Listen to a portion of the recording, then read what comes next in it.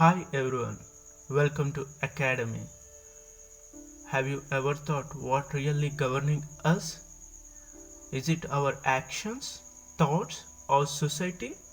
Well, we try to find the answer what really governing us through this video. To find the answer for these questions, we need to look back to the 19th century. This century divided the world into two parts: the countries which follows capitalism and the countries which follows communism. With the publication of the Communist Manifesto, originally called the Manifesto of the Communism, as a pamphlet by two German philosophers, Karl Marx and Friedrich Engels, which gave rise to the philosophy of Marxism. So in this video, we're gonna look at the introduction to the Marxism and important things related to the Marxism, such as social class, two major classes according to the Marxism, and finally the main forces of society, that is base and superstructure. At the end of this video, you would able to understand what is Marxism, what is social class, what two major classes, that is bourgeois and the proletariat, and two major forces in society, that is base and superstructure. Let's see a quote given by the Karl Marx which helps us to understand the core meaning of Marxism philosophy. I quote, "The increase in the value of the things is directly proportional to the decrease in the value of the human world." Unquote.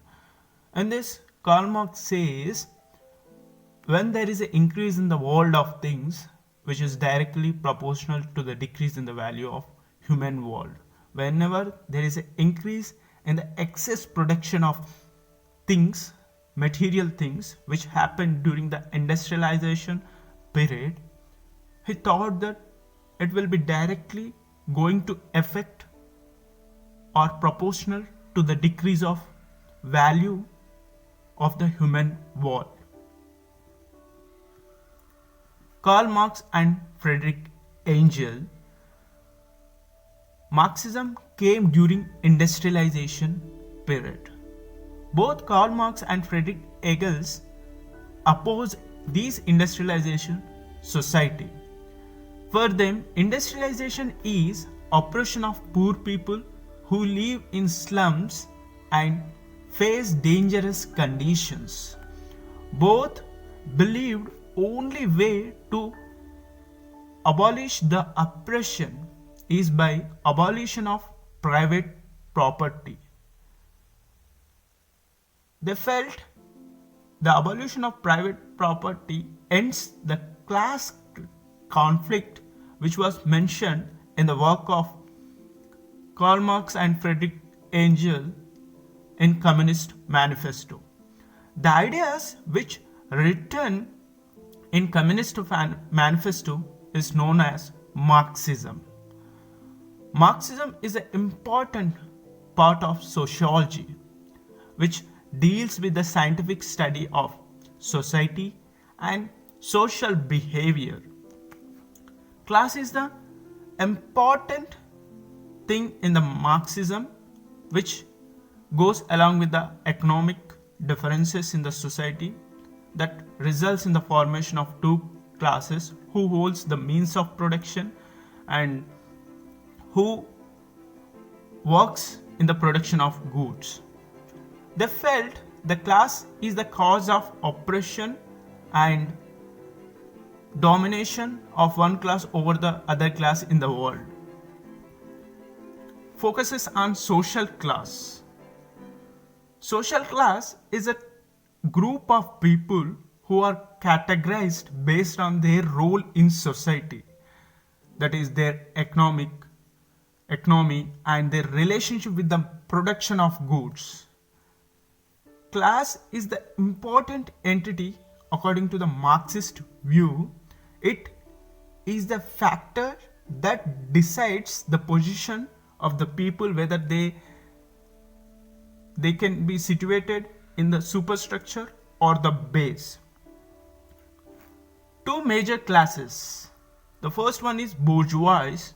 Bourgeois are the people who belongs to the upper class, who owns the means of production. They decide how products are manufactured in the society. For example, business owners, factory managers are the who owns the means of production. And the second one is proletariat, working class people who are actually producing the goods. The people who are working in the factories, the people who are working in the government sector, they all comes under the labor, who are working under a certain institution following certain ideology which is called as a superstructure. The next thing is two major forces in society according to Marxism, that is base and the superstructure. Here you can see on the screen Marxism theory of base and superstructure. They divided the society into two parts which plays the key role in governing one over the other. The first one is the base. You can see on the screen it consisting of the people who involves in the means of production, which is controlled or the directed by the superstructure. The superstructure includes the framing of ideology that the base people should need to follow. Base contains means of production, that is the way you produce the goods by using technology, machines, factories, resources like land, raw material. And within the base, the mode of production includes human beings who work and their relationship between the people who are producing the goods, like who is you owning the factory and who works in them, the relationship between the employees, either superior or the labor, the relationship, what are the relationship they have within the mode of production. And the superstructure includes culture, faith, politics, relationship they have, and the media.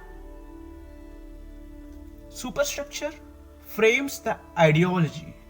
It can control and it can dictate the base, what they should wear, how they should behave, and what they need to express. So it frames an ideology that happens with the consent of the base. Superstructure emerges out of the base and it reflects the interest of ruling class, that is bourgeois, which wholly controls the base. Superstructure reflects the interest of the ruling class and their ideology. We all have ideology of our own which reflects the taste of the ruling class. For example, advertisement targets us, which we believe by buying some product we can become a member of a particular higher class. They all reflect the taste of the higher class, that is superstructure. Superstructure uses the ideology as an instrument. Whoever controlling the base will project their ideas on the working class. Here, the superstructure controls the base. It frames the ideology by creating the needs in the base and needs the working class, what working class should follow. And superstructure is used as a instrument especially by the dominant group to convince the working class this is how the things will be.